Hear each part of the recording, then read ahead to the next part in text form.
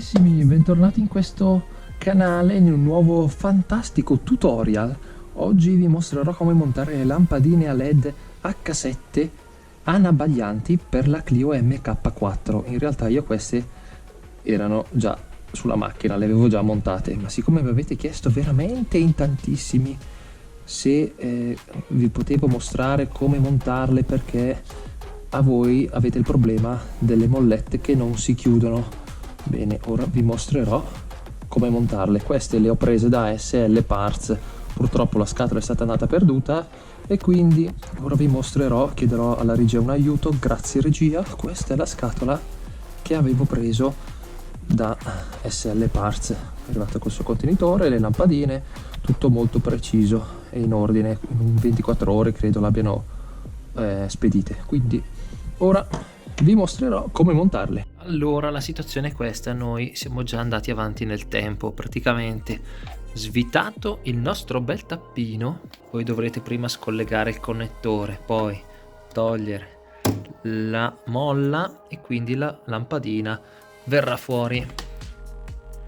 In questo caso noi abbiamo già attaccato quel disco qua, perché voi dovete prima svitare il tappino in questo modo e poi dovremmo andarlo a fissare.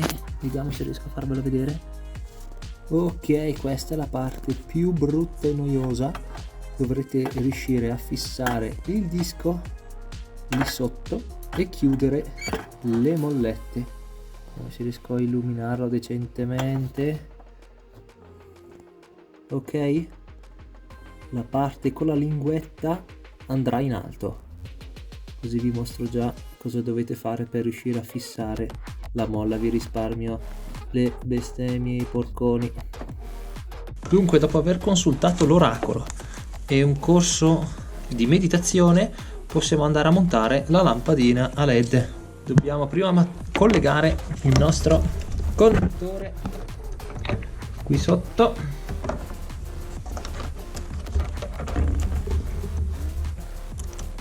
È indifferente da qualsiasi parte vogliate attaccarlo. Poi lampadina a LED, cerchiamo di centrare il buco, mi raccomando.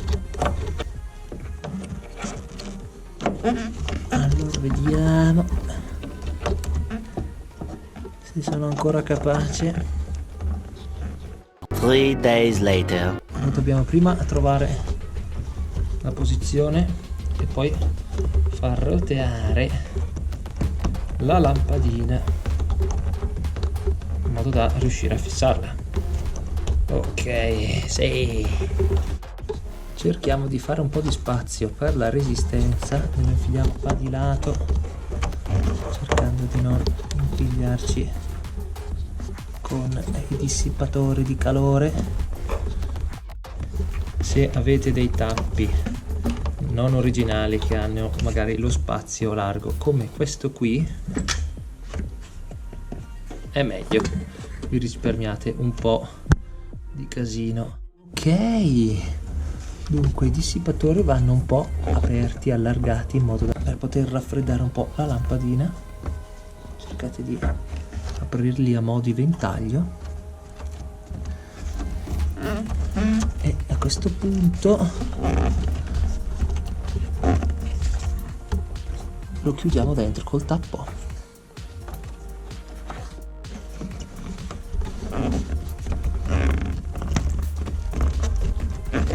Oppala! Perfetto.